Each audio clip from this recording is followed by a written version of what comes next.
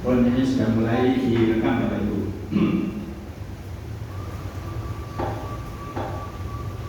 Nanti video-video itu saya edit, saya potong, saya gabung-gabung seperti biasa.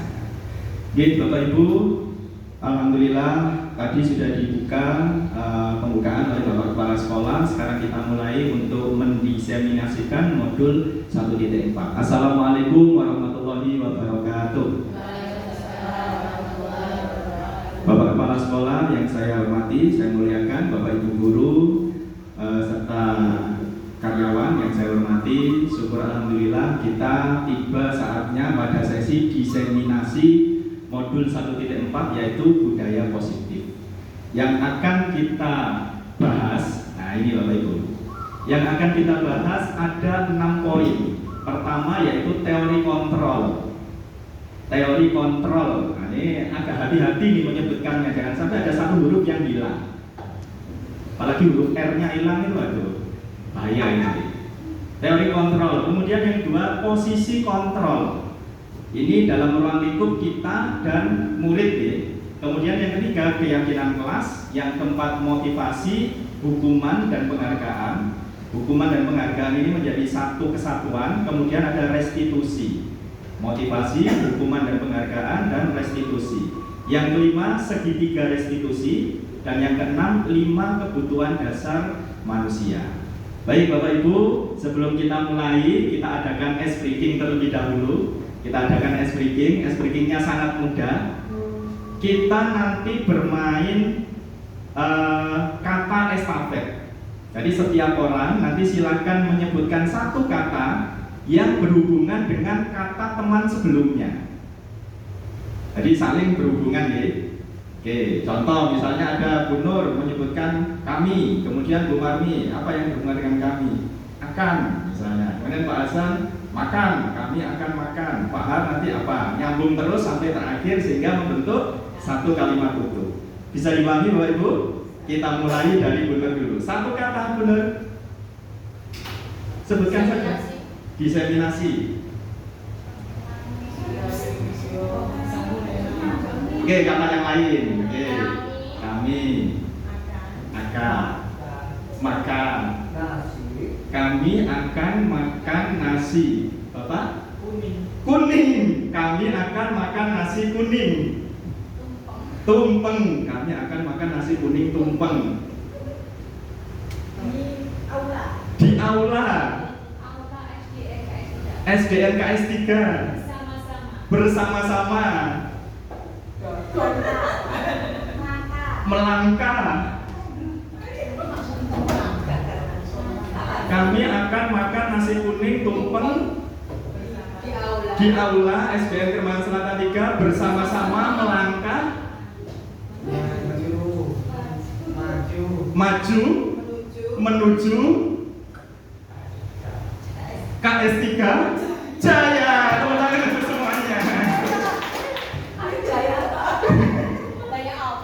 Kami bersama-sama akan makan nasi tumpeng kuning di aula Kemang Selatan 3 bersama-sama melangkah menuju maju menuju KS 3 Jaya. Ternyata kita bisa ya. Tepuk tangan dulu untuk semuanya. Alhamdulillah. Jadi itu Bapak Ibu, ternyata dari sambung kata tadi kita bisa menyempurnakan kekurangan dari teman-teman dan menjadikan tim kita SDN Kemang Selatan 3 ini menjadi tim yang solid. Ngerti ya? Kita lanjutkan. Nah, Bapak Ibu, teori yang pertama atau kita masuk ke pembahasan pertama, teori kontrol.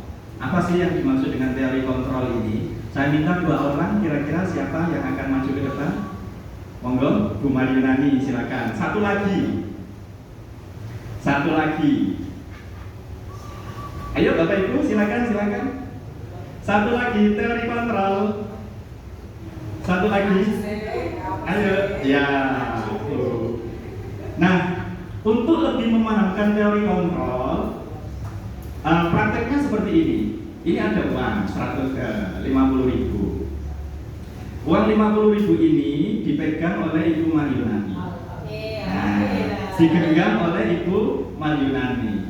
Nah sekarang Ibu Maryunani, bagaimana caranya mempertahankan uang 50.000 itu dari rayuan Bu Ningsih. Nah, jadi Bu Ningsih ini mencoba untuk merayu, mencoba untuk mengambil uang 50.000 itu dari Bu Maryunani dengan segala macam cara, entah dirayu, entah dibujuk, entah dipeduli, entah dipukul, entah apa, tapi kalau pukul jangan bilang. Oke, gitu ya. Kira-kira Bu Eni ini memberikan atau tidak? Silakan, waktunya 1 menit untuk merayu. Nah, silakan dulu. Boleh jualan tadi? Boleh sembarang, Bu. Boleh. Boleh. Kebetulan di rumah itu Bu ada celana yang Bu Eni sebenarnya suka. Saya jual nggak mahal-mahal Bu. Satu celananya 20.000. Kalau dibuka sepatu masih ada kembalian 10.000. Mau nggak Bu celananya? Bagus loh Bu. Bu Eni kan pingin warna itu, warna merah sama warna pink loh Pak. Iya, merah dan pink. Merah dan pink. Mau nggak Bu? Sama saya apa celana itu ukurannya apa ya? Karena saya tidak semua ukuran bisa. Oh gitu. Iya. Kebetulan ukurannya pas kok sama Bu Eni. Sudah saya ukur-ukur, saya lihat ini paling cocok sama Bu Eni. Dirayu. Iya. Bagus loh Bu warnanya Bu. Kan saya belum tahu ya apa sebenarnya celananya kayak apa. Hanya kan itu sekilas warnanya merah sama pink. Ukurannya kira-kira sama. Tapi saya nggak bisa pegang bahan kainnya itu apa panas, apa lembut, apa kasar di saya. Jadi belum tentu nanti kalau barangnya diambil cocok ke saya. Masih cocok Bu. Saya kalau beli itu barangnya nggak pernah jelek Bu. Halus. Pokoknya sesuai selera Bu. Iya. Bu Eni loh katanya Bu. Ya, kalau lihat yang jual 100% saya percaya. Ini selalu pakai hal yang bagus lah. Tapi ini maaf ya kebetulan. Kemarin saya juga pesen di sana. Ya, oke, waktunya selesai. Intinya uang tadi tidak dilepaskan oleh Bu Eni. Sekarang kebalikannya, Bu. Nah, sekarang kebalikannya. Uang ini dipegang oleh Bu Ningsih. Bu Ningsih kira-kira dirayu oleh Bu Eni, kemudian dibujuk, kemudian mungkin diapakan. Itu kira-kira mau dan menyerahkan ini. Silakan, waktunya 1 menit. Tadi kan kita berani pulang bareng-bareng. Terus di jalan tuh beli itu cerita, apa belinya aku tadi tuh udah sarapan, soalnya nggak sempat masak, soalnya sama kan habis. Padahal saya tahu betul beli ini kalau tetap makan kakinya sakit loh. Pasti kakak punya riwayat kemarin yang tidak bisa ya. Terus tadi cerita di jalan itu nggak bawa bekal apa-apa, nggak bawa kan, nggak ada kue, nggak apa. Nah terus teman-teman juga nggak ada yang nyimpan makanan untuk sekedar mengandalkan terus berikan yang bagus sebenarnya. Ini mantu tak usah repot-repot. Saya kan sudah pesen gojek tadi ke GoFood. Kebetulan tadi sebelum saya sampai sekolah saya udah pesen GoFood. Bu repotin Bu Eni nggak usah Bu. Kebetulan GoFoodnya sudah datang nih. Terus cobain dan katanya loh nggak kenal namanya kucing. Akhirnya GoFoodnya Dan kembali. tadi telepon saya katanya sudah nunggu Bu. Bu saya dari di gerbang Bu ini mau ngambil Bu Eni. Oke, waktunya habis. Tepuk tangan untuk dua beliaunya. Pegang dulu, Bu. Ternyata Bu Ningsih juga dirayu seperti apapun tidak melepaskan apa yang menurut Bu Ningsih dan tadi menurut Bu Eni berharga. Uang 50.000 ini berharga bagi saya. Dirayu seperti apapun saya tidak mungkin memberikan. Dipukul seperti apapun saya mempertahankan. Seperti itu ya.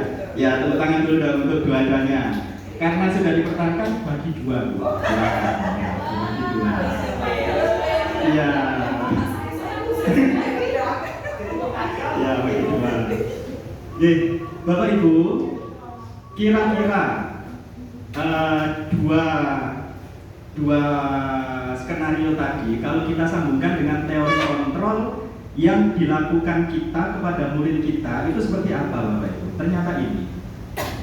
Nah, pada dasarnya kita tidak dapat memaksa murid untuk berbuat sesuatu. Seperti tadi Bu Eni ke Bu Ningsih, begitupun sebaliknya Bu Ningsih ke Bu Eni. Kita tidak dapat memaksa. Jikalau murid tersebut memilih untuk tidak melakukannya. Jadi ini Bapak Ibu. Walaupun tampaknya guru sedang mengontrol perilaku murid, itu terjadi karena murid sedang mengizinkan dirinya untuk dikontrol. Jadi kalau kita di kelas, anak-anak diam, anak-anak. Kalau si murid itu tidak mau dikontrol, maka tidak akan terjadi seperti itu. Nah, saat Setelah itu, bentuk kontrol guru menjadi kebutuhan dasar yang dipilih murid tersebut. Jadi murid itu akan memenuhi apa yang disampaikan guru jika murid itu mengizinkan, jika murid itu mau. Nah, bagaimana caranya untuk murid itu bisa mau, nanti akan kita pelajari di tahap berikutnya. Teori kontrol menyatakan bahwa semua perilaku memiliki tujuan, bahkan terhadap perilaku yang tidak disukai. Jadi semua perilaku, semua tindakan itu memiliki tujuan, bahkan terhadap perilaku yang tidak disukai. Sampai di sini Bapak Ibu bisa dipahami ya? Nah, ada yang ditanyakan kira-kira? Intinya murid itu bisa kita kontrol kalau murid itu mau dikontrol. Untuk bisa mau dikontrol nanti ada tahapan cara-cara.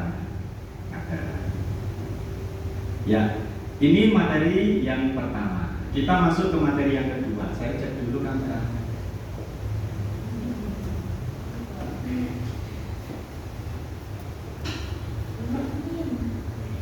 Oke, lanjut. Nah, ini Bapak Ibu berkaitan dengan teori kontrol tadi. Kita itu memiliki 5 posisi kontrol. Kita sebagai guru ternyata itu punya 5 posisi kontrol dalam mengendalikan murid-murid kita. Yang pertama, penghukum. Ini posisi kontrol yang paling rendah. Guru sebagai penghukum. Yang kedua, guru sebagai pembuat rasa bersalah. Kemudian guru sebagai teman, guru sebagai pemantau, guru sebagai manajer. Kira-kira yang sering kita lakukan selama ini, posisi kontrol yang mana Bapak Ibu? Sebagai teman. Ada lagi? Sebagai manajer. Ada lagi? Tidak ada ini. Pembuat rasa bersalah. Jadi nadanya halus, tapi bikin anak itu merasa merasa bersalah, akhirnya tidak mau sekolah gitu ya. Atau penghukum, sini, ayo push up. Nah, ayo sini, lari keliling lapangan. Ternyata olahraga biasanya ya, enggak. Ternyata Bapak Ibu, posisi kontrol kita sebagai penghukum itu posisi kontrol yang paling rendah. Ini, guru berusaha mengontrol proses pembelajaran dengan cara menyakiti baik secara verbal maupun non-verbal. Posisi penghukum tidak memberikan motivasi secara intrinsik bagi peserta didik, justru menimbulkan rasa dendam dan rendah diri. Jadi posisi penghukum ini tidak disarankan dalam proses belajar mengajar di kelas. Kita lanjutkan. Sedangkan posisi kontrol pembuat rasa bersalah. Guru berusaha mengontrol proses pembelajaran dengan cara membebani rasa bersalah kepada peserta didik. Posisi ini tidak memberikan motivasi secara intrinsik, malah justru menimbulkan rasa rendah diri dan sakit hati. Jadi motivasi secara intrinsik itu yang berasal dari dalam diri, kesadaran diri anak. Berikutnya, nah ini yang mungkin kita sering ya memposisikan sebagai teman. Apakah ini cocok? Kita simak. Guru bertindak sebagai teman bagi peserta didik. Guru berusaha mengontrol layaknya teman. Posisi ini juga dianggap lemah dan tidak menimbulkan motivasi intrinsik.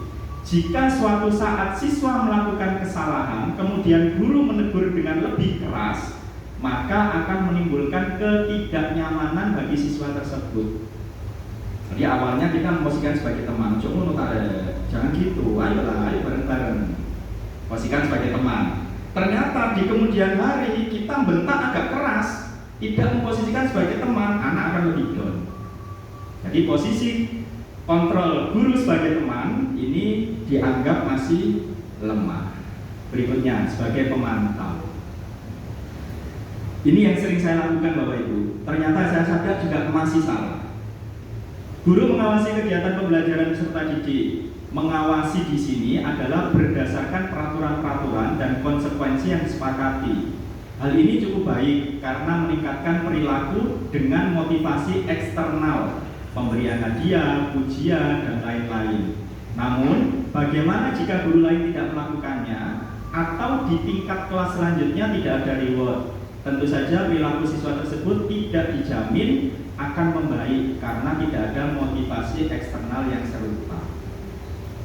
Jadi kita sebagai pemantau, kita melihat mana yang baik, kita melihat mana yang aktif di kelas, mana yang positif anak itu kemudian diberi hadiah, ternyata itu masih lemah. Anak akan ketergantungan kepada hadiah dan motivasinya dia berbuat baik akan mendapatkan hadiah lagi, ternyata masih lemah. Dan menurut Ki Hajar Dewantara, posisi kontrol guru yang terbaik adalah guru sebagai manajer, mendorong siswa melakukan restitusi dan mendorong siswa menemukan motivasi internal. Jadi ada kata restitusi dan ada kata motivasi internal. Apa itu restitusi? Nanti akan kita bahas. Contoh, seorang siswa lupa tidak mengerjakan PR. Guru menanyakan mengapa lupa. Selain menanyakan alasan, guru juga mengajak berdiskusi siswa menemukan cara supaya tidak lupa menyelesaikan apa yang menjadi tanggung jawabnya.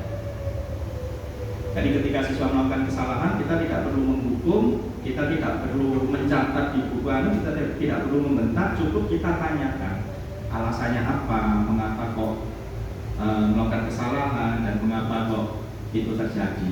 Dan itu kemarin sudah dilakukan oleh Bapak Kepala Sekolah kepada Rani, anak kelas 5B. Ketika Rani itu menangis karena mungkin diejek temannya dan lain sebagainya, Bapak Kepala Sekolah sudah melakukan restitusi, sudah melakukan tahapan-tahapan restitusi. Nanti ada cara tahapan-tahapan restitusinya. Seperti itu Bapak Ibu. Jadi kira-kira dari 5 posisi kontrol guru ini, kita memilih yang mana Bapak Ibu?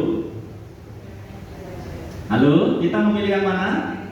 Sebagai manajer. Tidak lagi sebagai penghukum ya. Tidak lagi sebagai teman, tidak lagi sebagai pemantau, kita memposisikan diri sebagai manajer. Ya, materi kedua selesai. Saya lihat dulu rekamannya.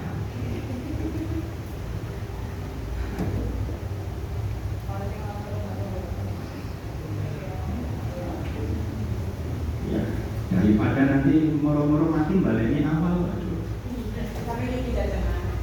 Gimana tuh? Dijajah lagi. Ya lanjut Bapak Ibu. Materi yang ketiga yaitu keyakinan kelas Bapak Ibu. Mengapa keyakinan kelas? Kok tidak peraturan kelas saja? Selama ini yang kita ketahui kan ada peraturan kelas, kesepakatan kelas, apalagi tata tertib kelas. Ternyata menurut Ki Hajar Dewantara yang pas ini keyakinan kelas. Kenapa kok keyakinan kelas? Ini Bapak Ibu. Pertanyaan pemantiknya dijawab ya, mengapa kita memiliki peraturan tentang penggunaan helm pada saat mengendarai kendaraan roda 2? Untuk keselamatan, ada lagi keamanan, ada lagi. Jadi kita pakai helm itu untuk keselamatan, untuk keamanan, biar tidak ditilang. Ya, guru ditilang itu ya sedih ya. Yang kedua, mengapa kita memiliki peraturan tentang penggunaan masker dan mencuci tangan setiap saat pada saat pandemi COVID kemarin? Mencegah penyebaran COVID. Ada lagi? Diharuskan. Ada lagi? Kesehatan. Ada lagi? Nah, Bapak Ibu, keselamatan, kesehatan, biar tidak ditilang, inilah yang kita sebut sebagai keyakinan. Inilah yang kita sebut sebagai keyakinan. Jadi contoh nih, contoh ada peraturan di kelas, tidak dilarang membuang sampah sembarangan. Itu kan kalimat lama ya, yang notabene kalimat negatif ya. Dilarang membuang sampah sembarangan. Kemudian kita rubah menjadi yang lebih halus, menjaga kebersihan kelas. Kira-kira keyakinan kelasnya apa itu? Kebersihan kelas. Keyakinan kebersihan kelas. Jadi yang perlu kita cantumkan cuma senantiasa menjaga kebersihan kelas. Nah, itu saja. Nah, kebersihan kelas itu nanti bisa bercabang Bapak Ibu. Bisa menata tempat sampah, bisa menjaga kebersihan lantai, bisa petugas piket disiplin untuk menyapu dan lain sebagainya. Seperti itu. Lagi misalnya, ketika guru menerangkan pelajaran dilarang ngomong sendiri. Nah, itu kan dulu seperti itu. Kemudian sekarang kita haluskan menjadi tertib di dalam kelas. Ketika kita masukkan kepada keyakinan kelas, cukup kita tuliskan saling menghormati dan menghargai dengan orang lain, gitu saja. Saling menghargai dan menghormati, gitu saja bisa. Itu sudah mencakup semuanya. Bisa dimengerti ya Bapak Ibu? Kita lanjutkan. Jadi keyakinan kelas adalah nilai-nilai kebajikan universal. Universal itu secara umum yang disepakati secara tersirat dan tersurat, lepas dari latar belakang suku, negara, bahasa maupun agama. Jadi ibaratnya menurut saya Bu, sekarang yang diinginkan kurikulum merdeka itu sudah tidak ada lagi kalimat peraturan kelas, kesepakatan kelas, tata tertib kelas, itu sudah tidak ada. Yang ada adalah keyakinan kelas. Dan itu nanti bisa dirundingkan dengan anak-anak sesuai dengan 6 dimensi profil pelajar Pancasila. Ini adalah materi yang ketiga. Oh, masih contoh-contoh. Ini Bapak Ibu. Nah, contoh-contoh keyakinan kelas. Kita di kelas itu pengen mematangkan atau pengen mengangkat tentang profil yang mana. Misalnya profil takwa, disiplin dan jujur. Ini yang mau kita angkat di dalam kelas kita. Kita cukup membuat seperti ini saja. Disiplin, mengerjakan sesuatu sesuai yang semestinya. Sudah luas. Sudah termasuk datang tepat waktu, sudah termasuk pakai seragam, membawa buku, sudah mencakup di dalamnya.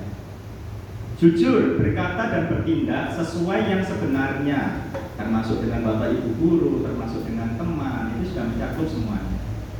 Takwa, beribadah sesuai agama yang dianut dan sebagainya dan sebagainya. Ada lagi contoh seperti ini. Nah, ada lagi contoh seperti ini.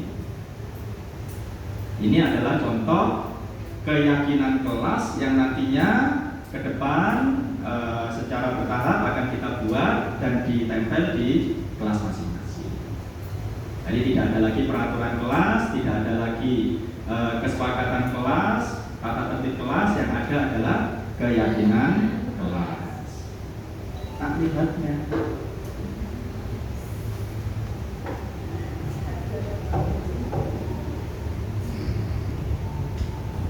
Dilanjutkan. Bapak Ibu, 3 materi sudah kita lewati. Monggo dari 3 materi tadi, mulai yang pertama teori kontrol, yang kedua 5 posisi kontrol, yang ketiga adalah keyakinan kelas. Kami mohon umpan baliknya dari panjenengan, mungkin ada pendapat, ada saran, ada pertanyaan, kami persilahkan. Monggo Bapak Ibu. Mungkin dari Bapak Kepala Sekolah, kami persilahkan. Oh ya, Bu Nur, silakan Bu Nur.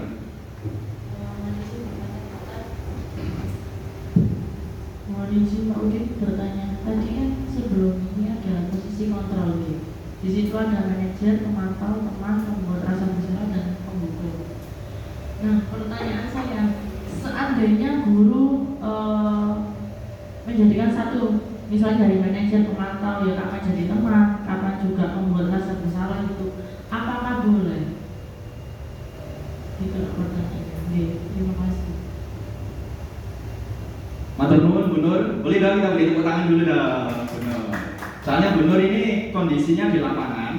Berarti kalau menerapkan posisi sebagai manajer terus itu kayaknya ngempet banget gitu ya. Iya. Bagaimana kalau kita menjadikan satu atau memix antara menjadi teman, kemudian sebagai penghukum, kemudian sebagai pembuat rasa bersalah. Prinsipnya begini Bu Nur. Prinsipnya kalau filosofis Ki Hajar Dewantara itu jangan sampai anak itu merasa tidak nyaman. Kalau kita menggunakan teori kontrol sebagai penghukum dengan teknik sebagai manajer itu bisa. Jadi tidak sampai anak itu merasa down, tidak sampai anak itu merasa trauma, apalagi merasa tidak nyaman. Seperti itu. Bisa di mix, Bu, tapi prinsipnya jangan sampai anak itu merasa tidak nyaman. Seperti itu. Matur nuwun, Bu Nur. Ada lagi Bapak Ibu?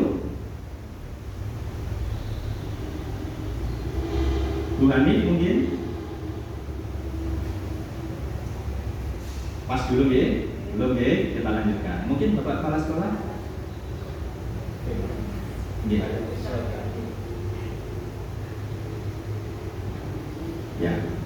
Iya, terima kasih.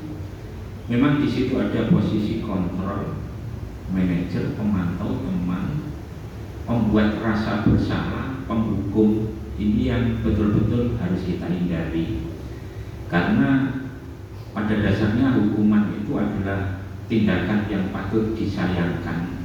Sayang kalau sampai terjadi. Jadi di sana tadi di posisi manajer ini adalah posisi yang paling atas. Sebagaimana kalau kita kutip dari pendapatnya tokoh-tokoh kita. Tetapi seiringnya waktu berjalan dalam kegiatan mungkin muncul posisi kontrol yang pemantau, teman, atau pembuat rasa bersalah ini baik sengaja atau tidak muncul. Nah, maka ketika muncul, maka harus ada jurus jitu sebagai penetralnya. Jadi kalau itu dianggap katakanlah negatif, maka di situ harus kita sisipkan positifnya. Contoh, ketika kita masuk sebagai pemantau, di situ tertulis guru mengawasi kegiatan pembelajaran peserta didik. Di situ bagus. Mengawasi di sini adalah berdasarkan peraturan-peraturan dan konsekuensi yang disepakati. Hal ini cukup baik karena meningkatkan perilaku dengan motivasi eksternal, pemberian hadiah, pujian. Namun bagaimana jika guru lain maksudnya, jadi ini ada beberapa guru lain tidak melakukannya, maka ketika itu anak ini merasa nggak diperhatikan. Nah, maka inilah butuhnya, perlunya teamwork. Artinya guru, kepala sekolah, dan tenaga yang lain ini harus merupakan satu tim. Nah, maka ketika kita masuk sebagai pemantau, insya Allah minus-minusnya ini bisa tercover. Bisa tercover. Ibaratnya seorang pemain sepak bola, tidak ada pemain sepak bola yang sempurna. Pasti di situ ada keistimewaan sekaligus kelemahan. Maka pemain sepak bola itu bisa menjadi juara apabila teamworknya kuat. Mereka saling mendukung, saling memiliki, bahkan saling menutupi. Nah, sehingga tidak memungkiri kenyataan bahwa nantinya yang muncul bukan manajer saja. Walaupun dihindari suatu ketika pasti pemantau, teman, pembuat rasa bersalah ini muncul. Maka disitulah saatnya kita mengcover munculnya hal-hal yang kurang kita inginkan tadi. Saya kira itu Pak. Terima kasih. Ya, matur nuwun Pak Kepala Sekolah. Itu termasuk jawaban dari pertanyaannya Bu Nur tadi. Bapak Ibu, kita sebagai manusia memang terkadang lepas kontrol ya, kadang mungkin emosi atau apa dan lain sebagainya. Kita malah berada di posisi penghukum, ada di posisi pembuat rasa bersalah. Tapi yang seperti yang dikatakan Bapak Kepala Sekolah tadi, harus ada pengcovernya, harus ada pengingatnya dan lain sebagainya. Ya, matur nuwun Bapak. Kita lanjutkan Bapak Ibu. Keyakinan kelas tadi sudah, kemudian contoh-contoh keyakinan kelas ini juga sudah. Kita masuk ke, nah ini Bapak Ibu, Inilah juga yang sering kita lakukan keseharian. Saya juga ketika mulai 2005 sampai dengan hari ini sering melakukan hal yang ternyata keliru. Ada motivasi, hukuman dan penghargaan, dan restitusi. Kira-kira Bapak Ibu, anak-anak kita itu datang ke sekolah tepat waktu, itu kenapa Bapak Ibu? Karena takut dihukum motivasinya. Karena apalagi? Terkadang karena ingin dapat ujian, ingin duduk paling depan. Itu kira-kira motivasinya berasal dari dalam diri atau motivasi eksternal Bapak Ibu? Motivasi eksternal. Nah, itulah yang mulai sekarang harus kita sedikit demi sedikit alihkan ke motivasi internal. Ini. Kemudian hukuman dan penghargaan. Hukuman dan penghargaan ini Bapak Ibu ternyata sama-sama negatif. Hukuman negatif, penghargaan juga negatif. Nanti kita bahas. Yang paling cocok kita lakukan adalah restitusi. Kita masuk ke motivasi dulu. 3 jenis perilaku motivasi manusia. Kita maupun peserta didik kita ternyata melakukan sesuatu itu ada 3 jenis motivasi. Yang pertama, untuk menghindari ketidaknyamanan atau hukuman. Kita berkendara pasang helm itu untuk menghindari ketidaknyamanan atau hukuman dari polisi tadi. Itu motivasi eksternal.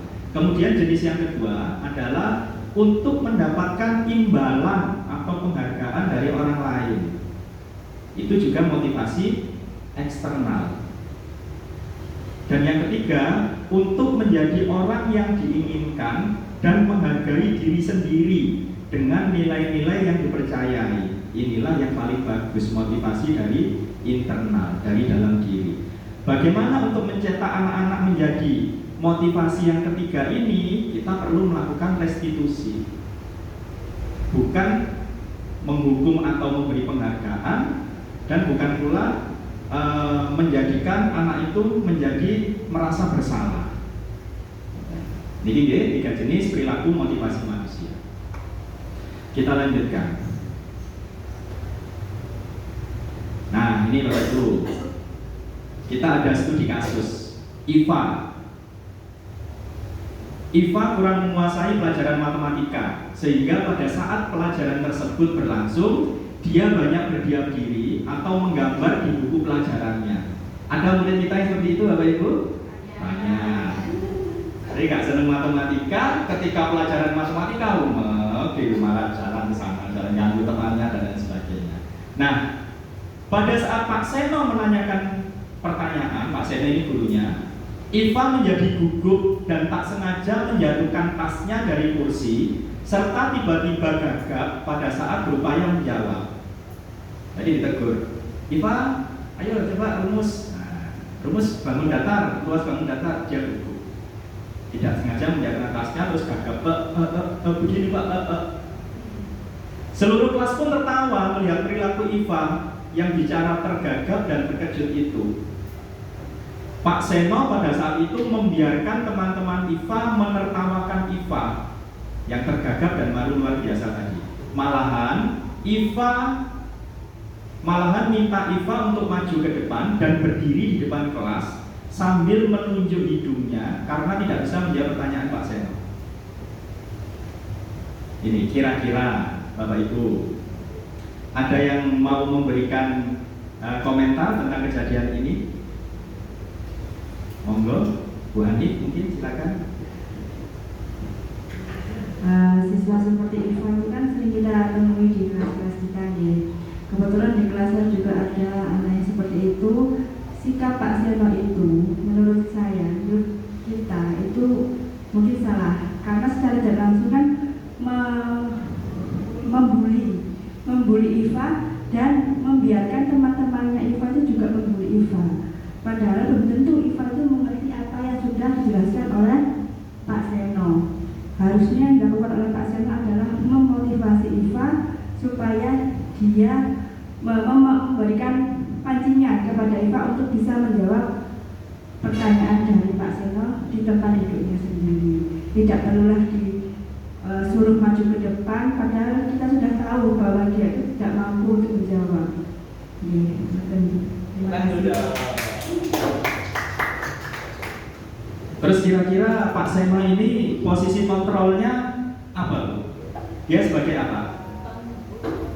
Sebagai pembuat rasa bersalah. Yang terjadi dengan Iva nantinya kira-kira trauma ya, merasa bersalah, bahkan malu luar biasa. Bisa-bisa besok tidak sekolah si Iva itu. Gitu. Okay. Nah, ini Bapak Ibu. Pertanyaan yang pertama, apakah Anda setuju dengan tindakan Pak Seno terhadap Iva? Bu Marni setuju atau mboten?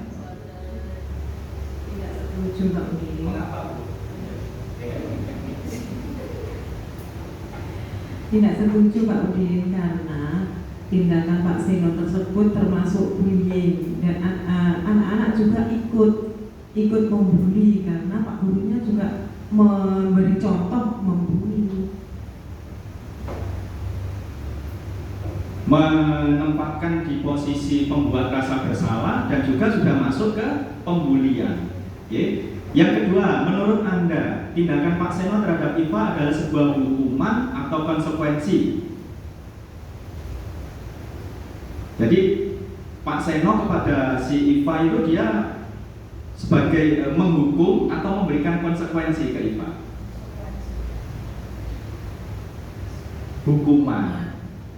Memberikan hukuman yang sudah masuk ke ranah bullying tadi. Jadi ini semoga tidak kita temukan untuk kedepannya, terutama di kelas kita. Nah, Bapak Ibu yang kami hormati, kita masuk ke poin dihukum oleh penghargaan. Ternyata Bapak Ibu, anak-anak, ayo siapa yang bisa menjawab pertanyaan, Bapak kasih hadiah, Bapak kasih permen, Bapak kasih buku, Bapak kasih ini dan lain-lain. Ternyata itu keliru Bapak Ibu. Kita dengan melakukan seperti itu malah kita menghukum anak-anak, tidak membangkitkan motivasi internal anak, justru malah menjerumuskan anak ketergantungan kepada reward atau hadiah tadi. Nah ini, saat kita menjanjikan atau memberikan hadiah kepada anak agar berperilaku bertanggung jawab, atau kepada seorang murid agar mempelajari sesuatu yang baru, atau kepada seorang karyawan agar melakukan pekerjaan yang berkualitas, kita sedang berasumsi mereka tidak dapat melakukannya atau mereka tidak akan memilih untuk melakukannya. Seperti itu Bapak Ibu. Jadi saya pun selama ini sering memberikan penghargaan ke anak. Ternyata begitu belajar modul ini, oh ternyata salah. Karena itu hanya membuat anak ketergantungan kepada penghargaan kita. Ketika rekan-rekan kita atau ketika siapapun tidak menggunakan sistem penghargaan ini, anak tidak akan termotivasi, malah kreativitasnya hilang. Seperti itu Bapak Ibu. Dan ini banyak menjadi polemik di tengah-tengah akademisi pendidikan. Bagaimana kalau kita memberikan sebuah piagam atau piala kepada anak yang berprestasi dan lain sebagainya? Nah, monggo Bapak Ibu, mungkin ada komentar mengenai penghargaan ini, atau mungkin ada pandangan yang berbeda mengenai penghargaan ini. Silakan. Atau mungkin Bapak Kepala Sekolah, monggo.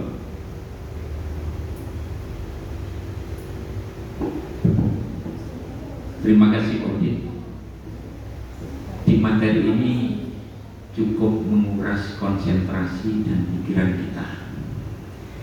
Yang jelas di sana tadi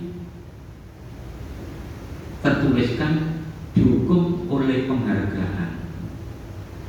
Karena saat kita menjanjikan atau memberi hadiah kepada anak agar berperilaku tanggung jawab, nah ini berarti kita memaksa anak untuk melakukan sesuatu dengan harapan untuk mendapatkan hadiah. Karena dia melakukan tidak atas dasar keinginan dirinya, tapi ini paksaan karena untuk mendapatkan hadiah, sehingga dia baru mau melakukan. Namun apabila tidak ada hadiah, nah ini yang nanti jadi masalah. Anak itu sama sekali tidak merespon, bahkan tidak mau melakukan. Oleh karena itu, seandainya ada suatu kegiatan yang notabene nanti di belakang kegiatan itu ada hadiah, maka biar nyambung dengan apa yang kita harapkan tadi, anak tidak melakukan sesuatu hanya dasar untuk mendapatkan sesuatu, maka hadiah ini bisa, tapi dengan syarat hadiah itu disampaikan atau diutarakan setelah kegiatan itu berlangsung. Jadi anak-anak ini melakukan sesuai hatinya, namun setelah melakukan, ini loh Bapak punya ini, katakanlah hadiah, tapi hadiah ini tidak disampaikan di awal atau diproses, tapi di luar proses, sehingga ketika anak melakukan itu, image yang ada di kepalanya bukan untuk mendapatkan hadiah. Mungkin itu Pak, terima kasih. Ya, matur nuwun Bapak Kepala Sekolah. Intinya kita menumbuhkan motivasi internal dulu dari dalam diri siswa, alias keikhlasan. Nah, seperti itu ya Bapak Ibu. Mungkin ada lagi yang mau mengomentari tentang penghargaan. Bahkan penghargaan ini sudah mendunia Bapak Ibu. Lomba dapat piala, SEA Games, kemudian ada sepak bola apa itu dunia, itu kan mendapatkan penghargaan. Nah itu ada pandangan yang berbeda. Ada pandangan yang berbeda. Ternyata ketika kita tim, ketika kita melakukan kegiatan itu dalam bentuk tim atau kelompok, itu masih bisa kita berikan penghargaan. Tapi ketika kita individu, anak itu melakukannya secara individu, itu tidak disarankan langsung diberikan iming-iming atau tujuan berupa dapat penghargaan itu tadi. Seperti itu. Oke, kita lanjutkan. Nah, kita masuk ke restitusi yang mulai awal tadi kita bicarakan.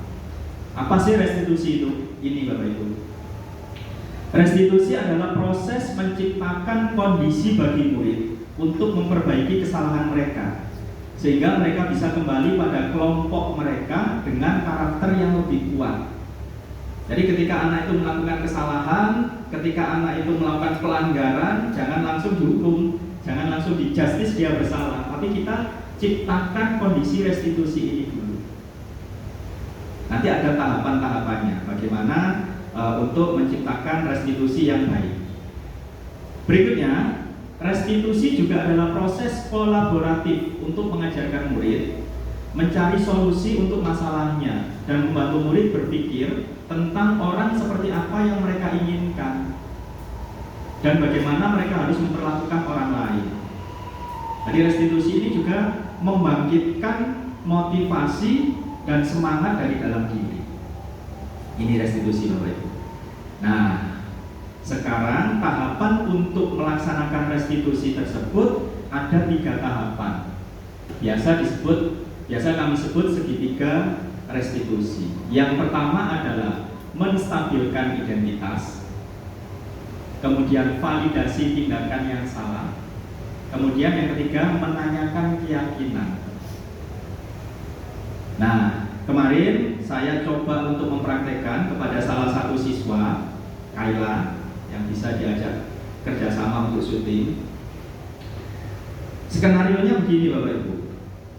Skenarionya suatu hari saya tidak masuk, wali kelas 5 tidak masuk. Kemudian minta tolong Bu Nur sebagai guru pengganti di kelas saya. Ketika Bu Nur ngajar di kelas saya, mungkin anak-anak menganggap bukan gurunya sendiri. Kaila itu rame sendiri, tidak mengindahkan Bu Nur. Bahkan kalau disuruh apa mengerjakan tugas itu tidak mengerjakan.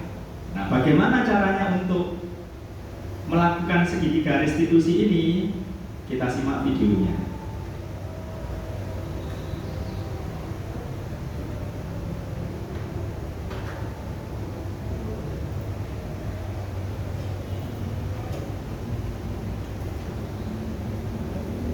Ngapunten Bapak Ibu, videonya masih amatiran, jadi masih gerak-gerak.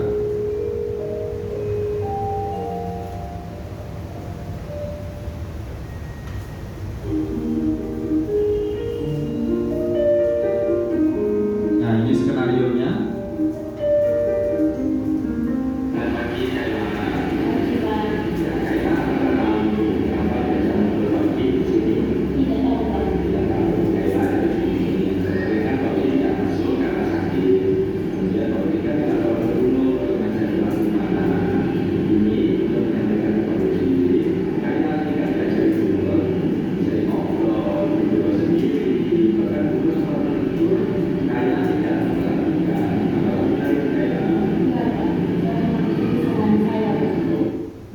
Ini proses pertama Bapak Ibu, menstabilkan identitas.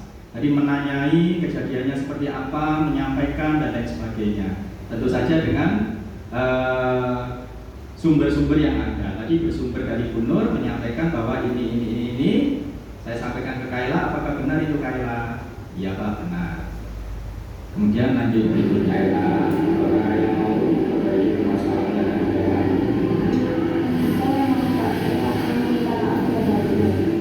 Nah, ditawarkan apakah mau memperbaiki keadaan yang ada. Jadi tidak langsung kamu salah, kamu dihukum, tidak langsung seperti itu.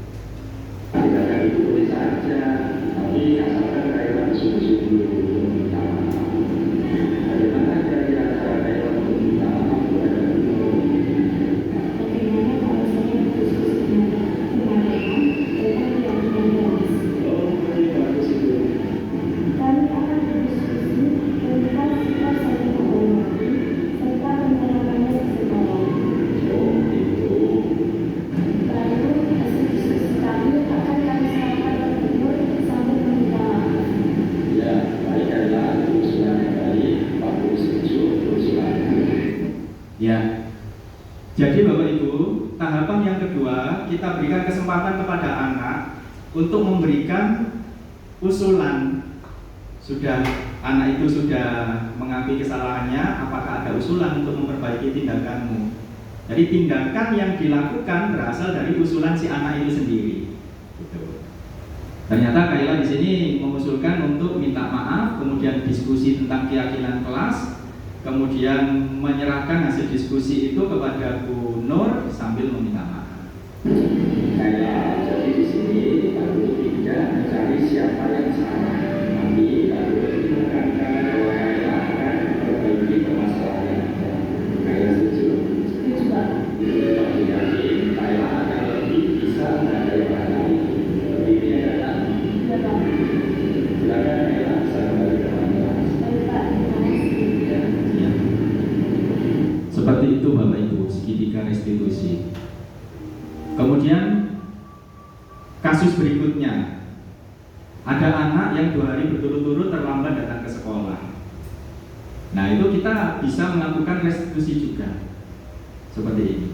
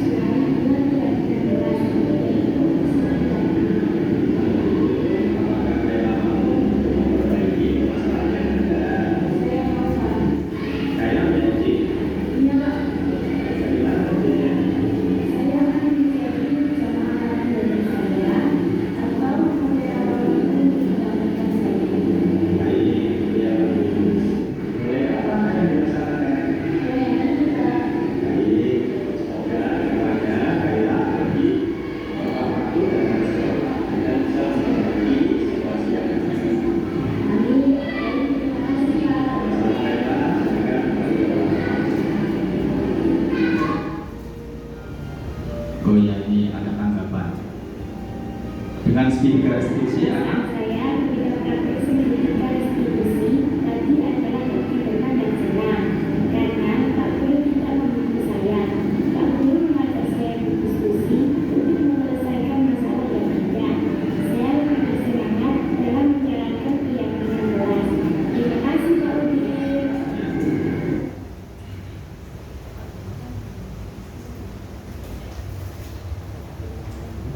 Ya, jadi seperti itu Bapak Ibu. Mestinya segitiga restitusi ini atau pola restitusi ini bisa membuat anak bertumbuh motivasi dari dalam dirinya. Seperti itu. Meskipun kita lihat bersama kayaknya tidak mungkin deh Pak. Ada anak bertengkar, kemudian salah satu anak nangis, anak satunya kita ambil. Pasti yang kita omongkan pertama, "Arek itu buat apa no?" Pasti gitu ya. Kok nangis? Buat apa no? Hati-hati loh ya gitu dan lain sebagainya. Ya, mungkin ini bisa kita coba sesekali Bapak Ibu. Bisa kita coba sesekali untuk menerapkan segitiga restitusi ini. Yang pertama menstabilkan identitas. Tadi ditanya dulu, kemudian kita bikin anak itu rileks dulu, seolah-olah kita tidak akan atau tidak terjadi apa-apa, kita buat rileks. Yang kedua, validasi tindakan yang salah, kemudian menanyakan keyakinan. Jadi tindakan yang mereka lakukan untuk menyelesaikan masalah berasal dari usulan mereka sendiri, bukan berasal dari kita. Seperti itu. Oke, mungkin ada komentar dari segitiga restitusi ini, Pak Hasan mungkin, monggo. Atau yang lainnya, silakan. Ya, Bu Mariunani, Ali ini kayaknya Ali. Meskipun anaknya sudah ucul semua ini Pak ya, ini aja Pak Udin. Untuk segitiga restitusi ini kebetulan merupakan hal yang baru, atau mungkin kita pernah melaksanakan seperti ini tapi kita tidak menyadari bahwa itu adalah masuk dalam segitiga restitusi.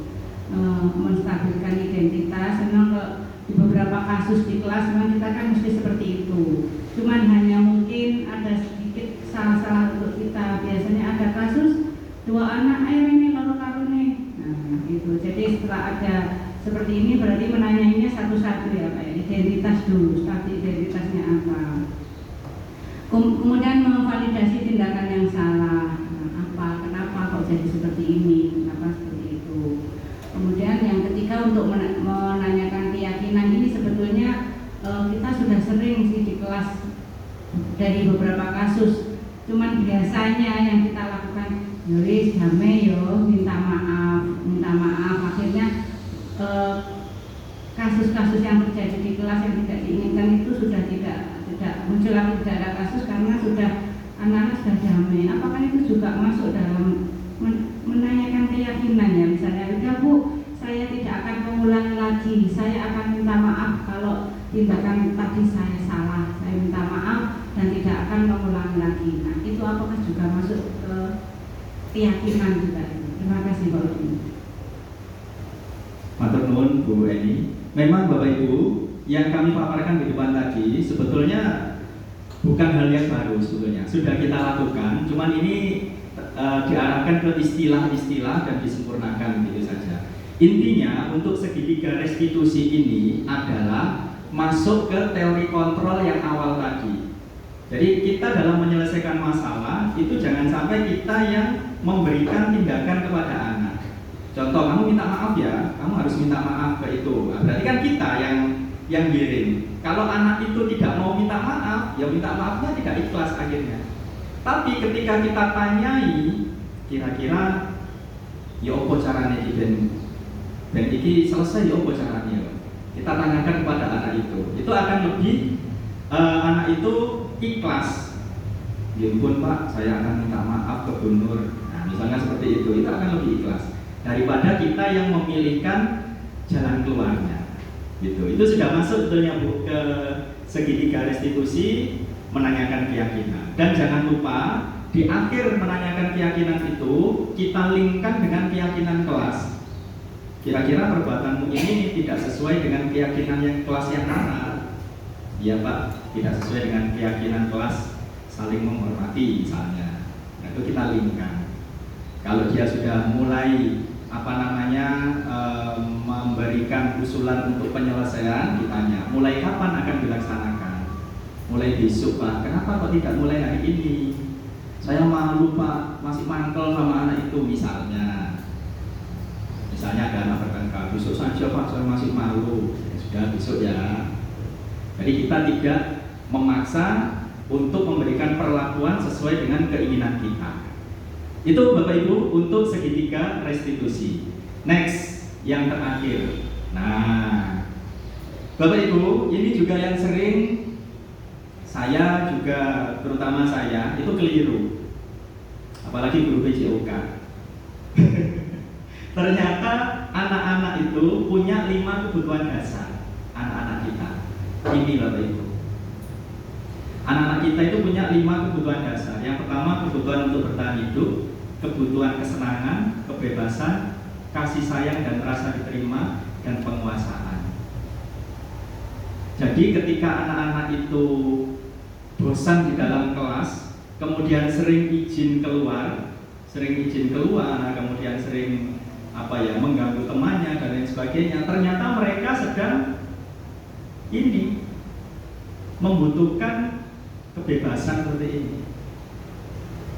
Membutuhkan kebebasan, membutuhkan kesenangan, dan itu manusiawi Bapak Ibu, sesuai dengan 5 kebutuhan dasar manusia. Terus terkadang anak di dalam kelas tidak bisa diam sedikit umat lagi, diam sedikit umat lagi. Ternyata dia sedang membutuhkan kebebasan itu. Terus ada anak yang jahil dengan temannya, yang sering resek, sering caper kepada gurunya, ini dia sedang mencari kebutuhan atau memenuhi kebutuhan kasih sayang dan rasa diterima, dan sebagainya, termasuk penguasaan dan bertahan hidup. Mungkin ada saran, komentar dari 5 kebutuhan dasar manusia ini Bapak Ibu. Kami persilakan juga Bapak Kepala Sekolah untuk bisa menanggapi 5 kebutuhan dasar manusia.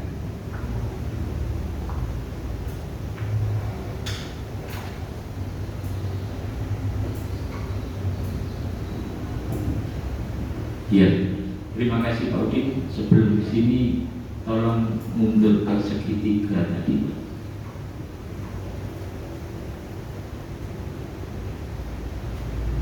Iya, Bapak Ibu, saya sangat tertarik dengan segitiga ini yang biasanya sering di hadapan kita bukan segitiga restitusi, tapi segitiga biru, tekung ya itu.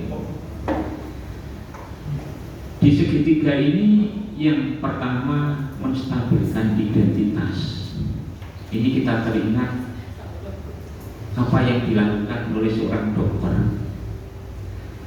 Ketika dokter itu dikunjungi oleh seorang pasien, maka dokter itu akan tanya, Bapak, Ibu, apa yang dirasakan? Oh ini dok, kepala saya pusing, mual, dan lain sebagainya. Maka apa yang dikatakan dokter itu? Oh, tidak apa-apa, cuma gitu saja kok. Padahal saya yakin di benak seorang dokter lain. Tujuannya dokter apa? Kok mengatakan oh tidak apa-apa, cuma itu aja? Tujuannya adalah menstabilkan identitas tadi, sehingga pasien itu merasa tenang, merasa nyaman, merasa dapat perhatian. Ini lah, itu sebetulnya sama dengan murid kita. Ketika dia ada masalah, maka di saat itu mungkin kita emosi, langsung kita marahi, itu upaya memperparah keadaan. Sehingga setelah kita melihat ini, berguru dari seorang dokter, apa yang harus kita lakukan? Mungkin seperti yang sudah digambarkan tadi, yaitu menstabilkan identitas. Dengan begitu, efek dari apa yang terjadi itu mereda dulu. Contoh, seusia kita ini kalau ada masalah yang begitu banyak, maka efek yang muncul dulu apa? Darahnya naik. Sama dengan anak kita, walaupun tidak darahnya naik, tapi kondisi mentalnya goyah. Sehingga mari ketika kita menghadapi anak yang demikian, maka langkah yang ke-1 ini hendaknya tetap dilakukan dengan baik dan benar. Nah, karena ini kunci utama dan yang pertama, maka kalau itu sudah berjalan, insya Allah yang kedua dan yang ketiga ini nunut dan manut. Itu saya kira untuk segitiga restitusi ini, Pak. Ya, ini baik sekali. Mungkin yang selanjutnya tadi apa, Pak? Slide yang kedua. Selanjutnya 5 kebutuhan dasar manusia ya. Ya. Memang di situ 5 kebutuhan dasar ini salah satu tidak bisa dihilangkan, karena yang namanya dasar, kebutuhan dasar itu sama dengan kebutuhan primer. Sandang, pangan, tempat tinggal. Begitu juga 5 kebutuhan dasar manusia ini. Nah, ketika salah satunya ini tidak terpenuhi, maka anak akan menimbulkan aksi. Seperti yang disampaikan tadi, ketika kebebasannya terbelenggu, maka dia akan mengganggu temannya, salah satunya. Ketika mereka di ujung kejenuhan, padahal kebutuhan manusia itu salah satunya adalah kesenangan. Nah, dan seterusnya, sehingga bagaimana ketika pembelajaran 5 kebutuhan dasar ini terpenuhi. Oleh karena itu, dalam mengemas pembelajaran jangan sampai pembelajaran itu hanya monoton. Karena guru atau kita ingin memasukkan air dalam botol, ibaratnya tanpa memperhatikan botolnya bagaimana, tempatnya bagaimana, apakah dalam ruangan itu ada cahaya atau anginnya besar. Nah, situasi ini menuntun kita bagaimana cara yang jitu memasukkan air dalam botol. Sama dengan pembelajaran itu, sehingga ketika pembelajaran itu bervariasi, insya Allah semua kebutuhan 5 dasar ini bisa diadopsi dan dituangkan di sana. Maka di situ kebebasan muncul, kesenangan terpenuhi, penguasaan rasa kasih sayang ini terpenuhi, KBM itu akan berjalan dengan baik. Maka saya berharap Bapak Ibu guru banyak berinovasi, sehingga tahapan-tahapan komponen ini yang menjadi dasar manusia ini bisa masuk di sana. Itu saya kira, Pak. Terima kasih. Jadi matur nuwun atas wejangannya Bapak Kepala Sekolah dan mengkaitkan dengan kondisi kita keseharian. Bapak Ibu yang kami hormati, alhamdulillah 6 materi sudah kami diseminasikan ke panjenengan semua. Bukan bermaksud saya untuk menggurui, tidak, karena ini mungkin merupakan syarat dari CGB harus mendiseminasikan dengan segala kekurangan saya mohon maaf yang sebesar-besarnya. Dan alhamdulillah semoga apa yang sudah kita bahas hari ini senantiasa diberikan keberkahan dan bermanfaat untuk kita semua, terutama bermanfaat untuk sekolah kita SDN Kermangan Selatan 3. Dari kami mohon maaf, kami akhiri. Wassalamualaikum warahmatullahi wabarakatuh. KS3 Jaya. Ya, terima kasih. Kami kembalikan ke Bapak Kepala Sekolah. Iya, Pak Udin minta waktu, mumpung slide-nya ini menarik sekali. Dan saya ingin nambahi, tolong bukakan yang poster-poster tadi Pak, di luar rekaman ini ya.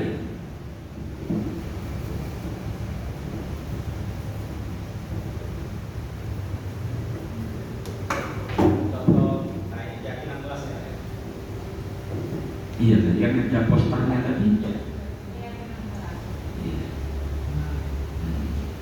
Belum. Ini saya stop dulu. Iya, ini borongan ini beda Pak.